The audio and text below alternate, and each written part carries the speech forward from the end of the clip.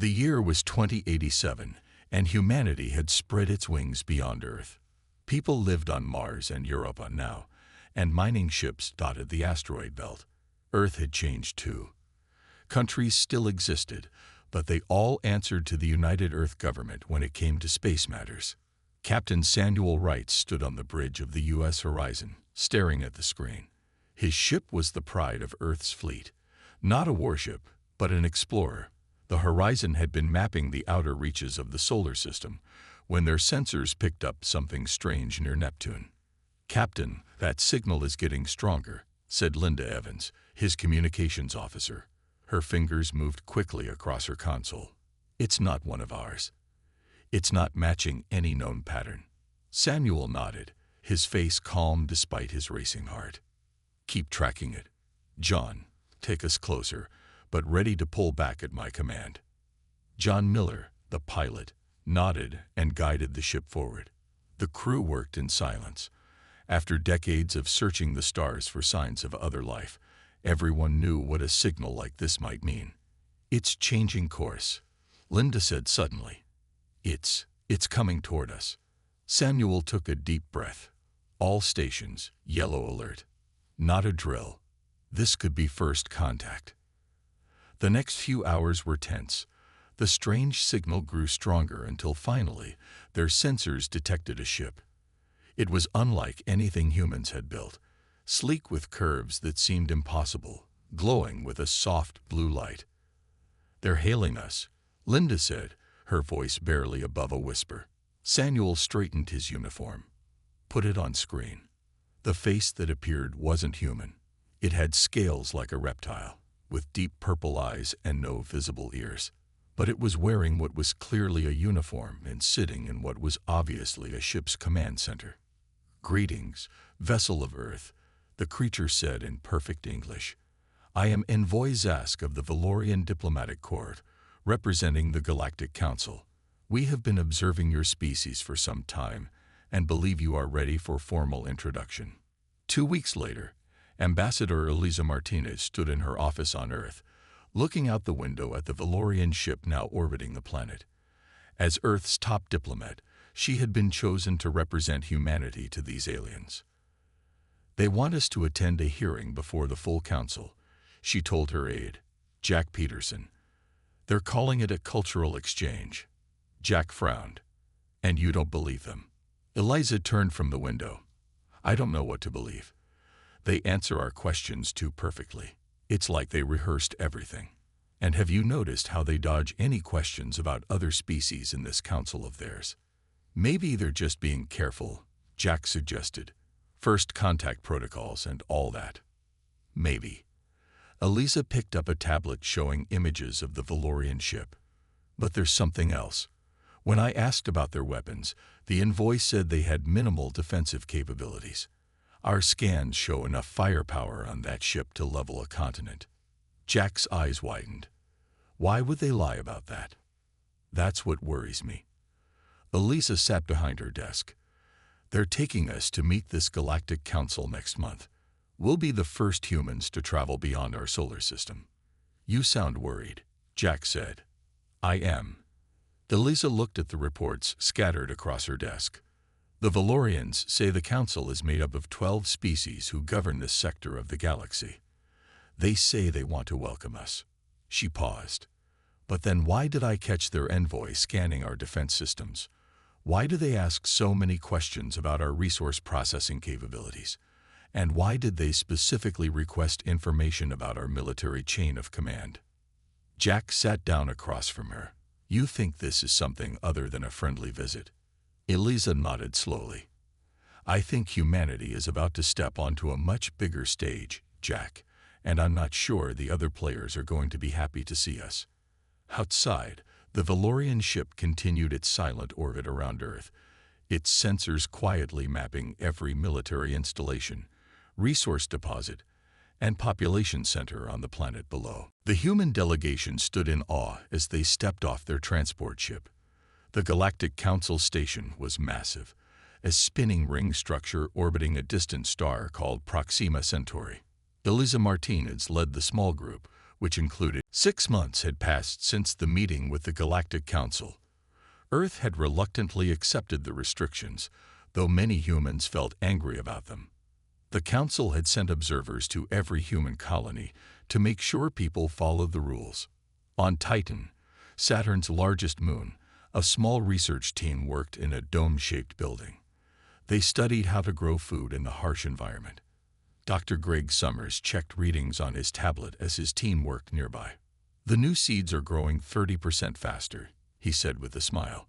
"This could help feed the Mars colonies." Suddenly, alarms blared throughout the station. Red lights flashed on every wall. "What's happening?" asked Maria Ruiz, one of the younger scientists. Before anyone could answer, the dome shook violently. Cracks appeared in the ceiling. The air began to rush out. "Breach! Everyone to emergency suits!" Greg shouted.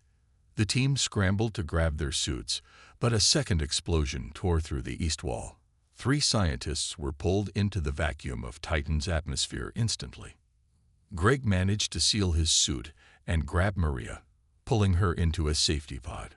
Through the small window, he saw ships hovering above the dome. They weren't human ships. They were smaller and shaped like teardrops. Vexar ships. The attack was over in minutes. The Titan research station, home to 42 scientists and support staff, was destroyed. Only Greg, Maria, and 4 others survived by hiding in safety pods. On Earth, President Laura Collins sat in the Oval Office, her face pale with anger. On the screen before her, a Vexar representative clicked its mandibles.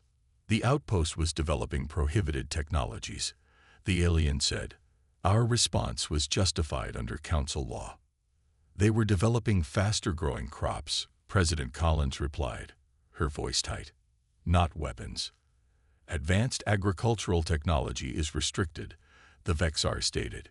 "The destruction serves as a warning." The screen went dark. Around the table sat Earth's top military leaders, all watching the president. "They murdered nearly 40 people," said General Frank Nelson. "We must respond with force." President Collins shook her head. "Their ships could destroy our cities from orbit. We need more time." But someone was already taking action. In a secret facility beneath the Pacific Ocean, Admiral William Carter walked through a large hangar. Workers built strange ships unlike any in Earth's official fleet. "How soon until the first Defiance is ready?" he asked a woman in a lab coat. 3 months, replied engineer Olivia Scott. "We've incorporated what we learned from the Valorian propulsion system." Admiral Carter nodded. "Good. The Council doesn't know about this facility. We need to keep it that way." Meanwhile, in a small office on Mars Colony, engineer Ryan Murphy stared at his computer in disbelief. He had been tracking data breaches in Earth's networks and had found something disturbing. "Look at this," he said to his assistant. "These access patterns. Several Council species have been stealing our technology data for months." "But they call our tech primitive," his assistant said.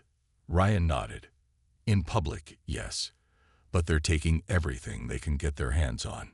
On the diplomatic front, Ambassador Elisa Martinez worked late in her office at United Earth headquarters in Geneva. Jack Peterson entered, looking worried. "I found something," he said, placing a data chip on her desk. "Had to pay a Drusen trader a fortune for it." Eliza inserted the chip into her secure reader. Documents appeared on her screen, internal council reports spanning hundreds of years. "This can't be right," she whispered as she read. The documents showed a clear pattern. The Council had a long history of identifying aggressive species with potential, restricting their growth, and eventually either absorbing them as servants or eliminating them entirely. On the final page was a classification document for humans, high threat level, recommended for containment and eventual resource extraction. Eliza looked up at Jack, her face grim. "The Council didn't just cross a line," she said quietly. "They drew one around us. A cage." Jack nodded. "What do we do?" "We prepare," she answered. "And when the time comes, we erase their line completely."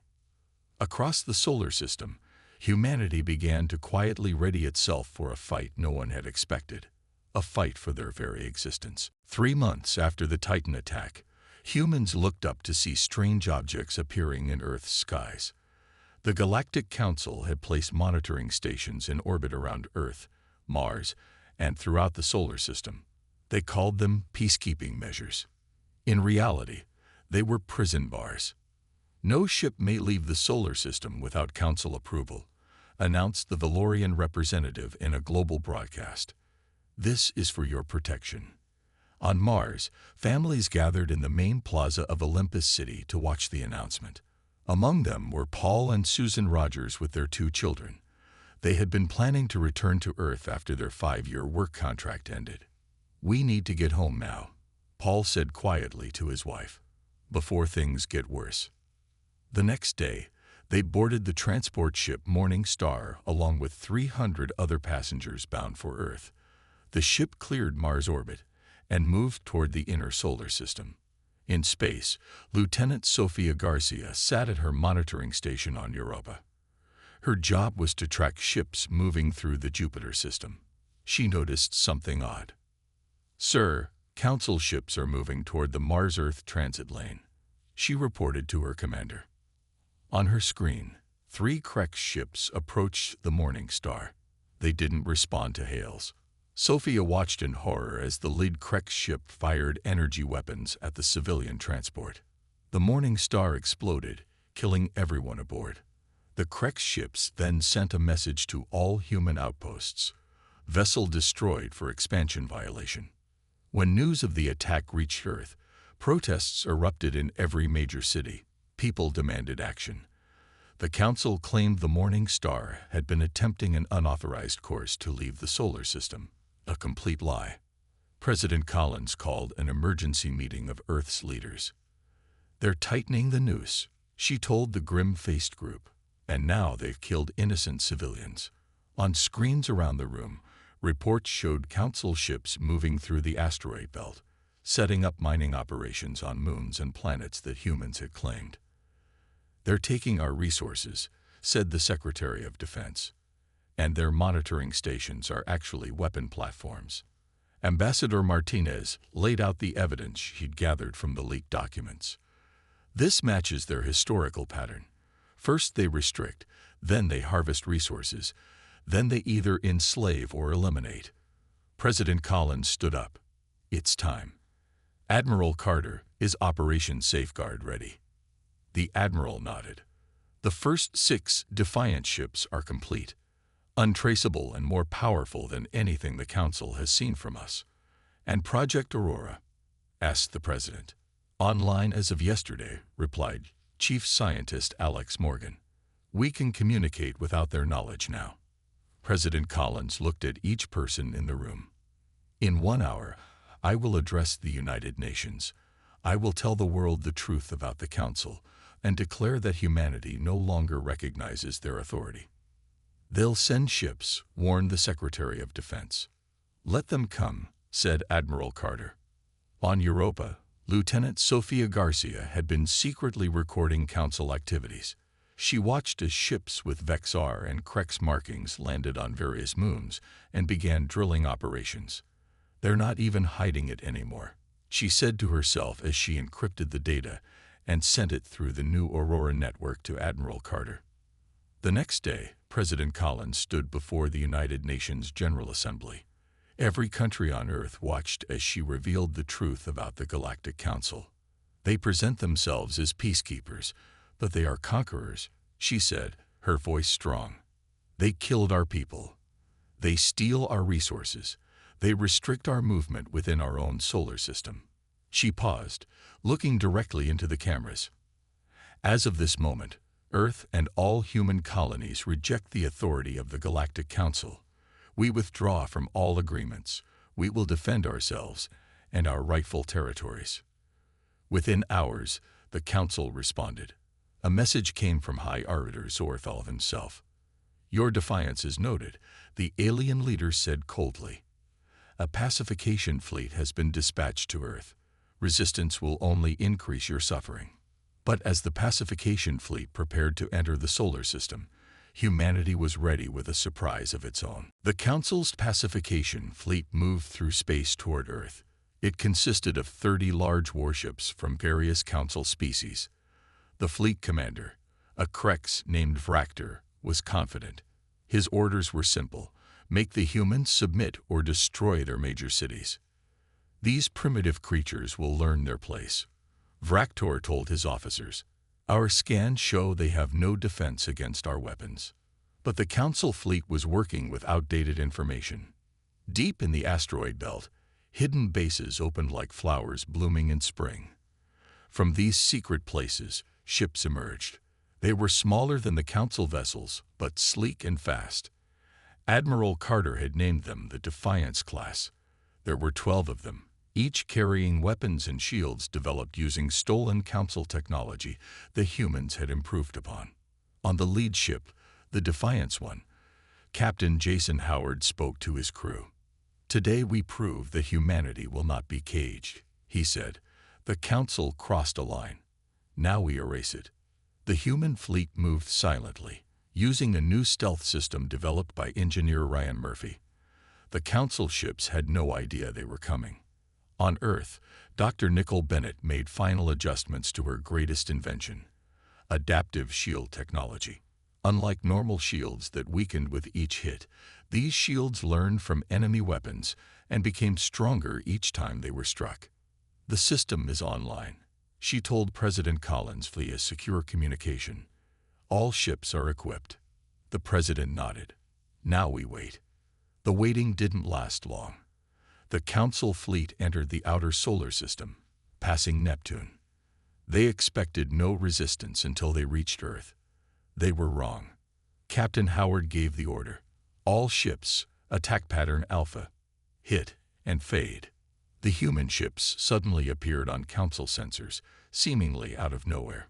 Before the Council fleet could react, the Defiant ships fired their weapons. 3 Council vessels exploded immediately. "What is happening?" Vraktor demanded, feathers bristling in anger and fear. His officers had no answers. The human ships moved faster than should have been possible. Their weapons were stronger than any human technology the Council had on record. The Defiance fleet struck quickly, then disappeared again. When Council ships tried to follow, they found only empty space. "They're using some kind of advanced stealth technology," a Vexar officer reported. "We can't track them." Vraktor ordered his fleet to tighten formation. "Continue toward Earth," he commanded. "These are just delaying tactics." But as the Council fleet approached Mars, the human ships attacked again. This time, the Defiance vessels targeted the Council flagship directly. Captain Howard led the charge. "Focus fire on their command ship," he ordered. The Defiance One moved in close to Vraktor's ship, its adaptive shields absorbing enemy fire and growing stronger with each hit. Council weapons that had once destroyed whole cities now barely scratched the human vessel. "Impossible," cried Vraktor as his sensors showed the human ship's shields actually strengthening under fire. The battle raged for hours. Council ships tried to surround the smaller human vessels, but the Defiance fleet was too quick. They struck, disappeared, then reappeared somewhere else. By the time the Council fleet reached Earth orbit, only 11 of the original 30 ships remained, and waiting for them was another surprise. Earth's orbital defense platforms, hidden until now, powered up. Hundreds of satellites that had appeared to be communication relays revealed themselves as weapon stations. "You threatened our home," came President Collins' voice over all frequencies. "This is our response." The orbital platforms fired as one. The remaining Council ships, already damaged from the running battle, couldn't withstand this new assault. Vraktor, seeing his fleet destroyed around him, sent a desperate message to the Galactic Council. "Humans have unexpected technology. Request immediate reinforcements." But before help could come, the Defiance One appeared directly in front of his ship. "This is Captain Jason Howard of Earth," came a transmission. "You drew a line. We've erased it." The Defiance One fired its main weapons. Vraktor's ship split in two, its reactor core exploding in a burst of blue light. Throughout the solar system, humans watched the battle on their screens. When the last council ship was destroyed, cheers erupted on every colony. But Admiral Carter knew this was just the beginning. "Send the message," he ordered. Minutes later, every council world received the same transmission.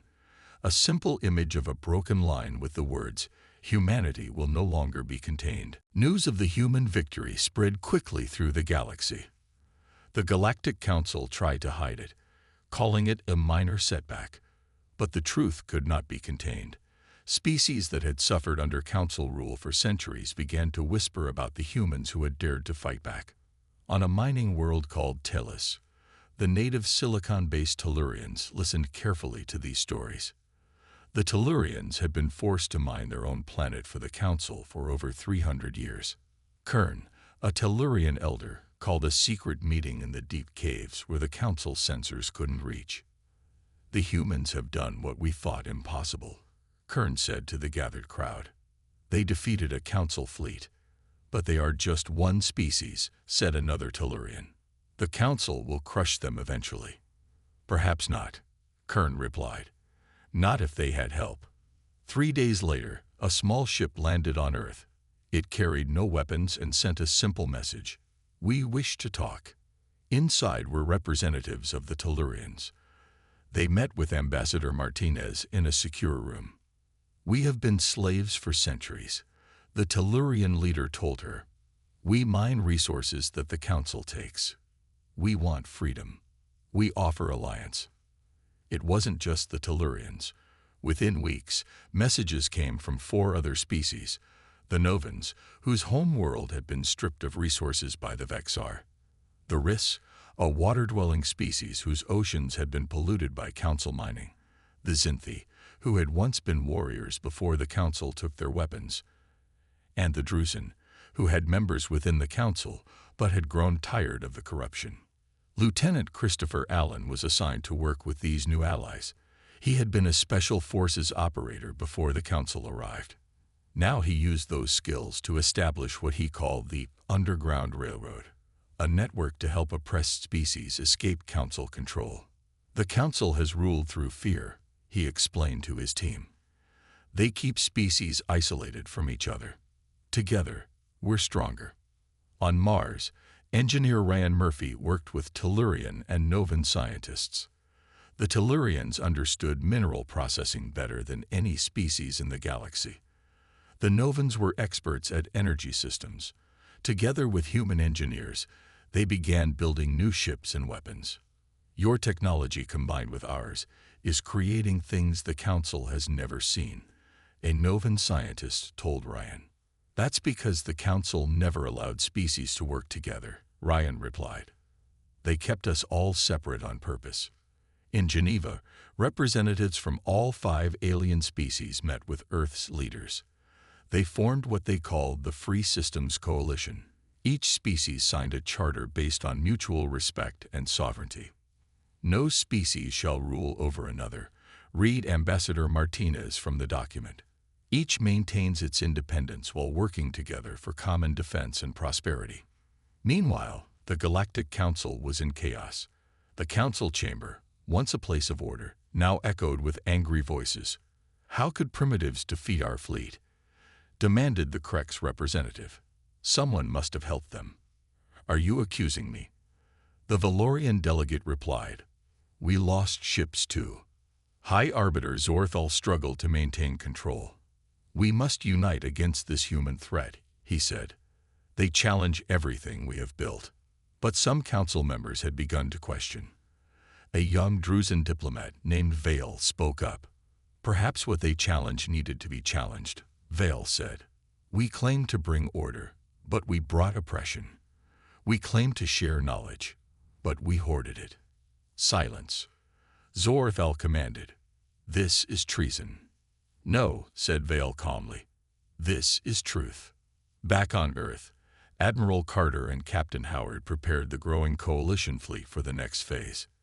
"The Council is sending 3 fleets," Carter told the commanders gathered around the holographic display. "They're taking us seriously now." Captain Howard studied the projected paths of the enemy ships. They think their numbers will overwhelm us. They don't understand yet, said a Tellurian commander. Freedom is stronger than fear. Throughout coalition space, ships prepared for battle. But this time, humanity and its allies would not just defend. They would take the fight to the heart of the Council itself. They drew a line to contain us, said President Collins in her address to the coalition forces. Together, we will erase that line forever. The coalition fleet moved through space toward the massive Council station. 150 ships from 6 different species flew together. At the front was the Defiance one, now upgraded with technology from all the allied races. Captain Jason Howard stood on the bridge, looking at the stars. Next to him was Admiral Carter and representatives from each coalition species. The Council fleets are moving to intercept us, reported a Novan sensor officer. As expected, Admiral Carter said calmly. They still think they can overwhelm us with numbers. The 3 Council fleets totaled over 400 ships. They had surrounded the coalition forces, blocking all escape routes. The Council commander sent a message to all coalition vessels. Surrender now or be destroyed, said the cold voice of High Arbiter Zorthal. This rebellion ends today. Captain Howard looked at Admiral Carter, who nodded. Howard opened a channel to respond. This isn't a rebellion, he said. It's a revolution. The battle began. Council ships fired their weapons, expecting to quickly destroy the smaller coalition fleet. But the coalition ships had shields that grew stronger with each hit. They had stealth technology that let them appear and disappear at will. And they had something the Council didn't have, a cause worth fighting for. On Earth, Ambassador Martinez worked with Druzen diplomat Vale. They had been preparing for this moment for weeks. Vale had secretly copied thousands of internal Council documents and transmitted them to Earth. It's all here, Vale said. Records going back centuries showing how the Council finds promising species, restricts their growth, and eventually absorbs their resources. Martinez nodded grimly. And we're broadcasting this to every world in Council space right now. As the battle raged around the Council station, billions of beings across the galaxy were seeing the truth for the first time. They learned how the Council had lied to them, kept them apart, and stolen their resources while claiming to protect them. In space, Engineer Ryan Murphy and Dr. Karen Willis monitored a special weapon from their position on the Defiance one. It wasn't designed to destroy ships, but to disable them. Energy disruptor at full charge, Karen reported. Fire, ordered Admiral Carter. A pulse of blue energy shot from the Defiance one. It spread outward, washing over the Council ships. One by one, their weapons systems shut down. Their engines stalled. They drifted helplessly in space. No permanent damage, Ryan explained to the alien representatives watching in awe. We could have destroyed them, but that's not who we are. With the Council fleets disabled, the coalition forces moved to the station itself. They faced little resistance. Many Council security forces, having seen the leaked documents, simply laid down their weapons. High Arbiter Zorthal tried to escape, but was captured by a team led by Lieutenant Christopher Allen. How could primitives defeat us? Zorthal asked, his voice bitter. You made a mistake, Christopher replied. You thought being older meant being wiser. You stopped learning. We never did. Within days, the old Council leadership was removed. The station, once a symbol of oppression, became the headquarters for the new Galactic Confederation. Unlike the Council, this would be an alliance of equals. Ambassador Martinez presented a new charter to representatives from over 50 species. No more will any race be called primitive, she said. No more will any world be exploited for its resources. Each species charts its own path, with the Confederation providing mutual support and protection. One by one, they signed. Even some former Council species joined, having seen the truth of their leaders' actions. 5 years later, an old man stood on a hilltop outside New York City. Samuel Wright, the captain who had made first contact, watched ships from dozens of species descend toward Earth for the first Galactic Confederation summit. Did you ever imagine it would turn out like this? asked a voice beside him. Samuel turned to see Admiral Carter, now retired like himself. Never, Samuel admitted. When we first met the Valorians, I was just hoping we wouldn't be destroyed. Carter smiled. And now we're hosting the galaxy. Samuel nodded, watching the colorful ships landing in the distance. They drew a line to contain us, he said quietly. And we erased it, Carter finished, replaced it with something better. In the years that followed, humanity continued to explore and learn.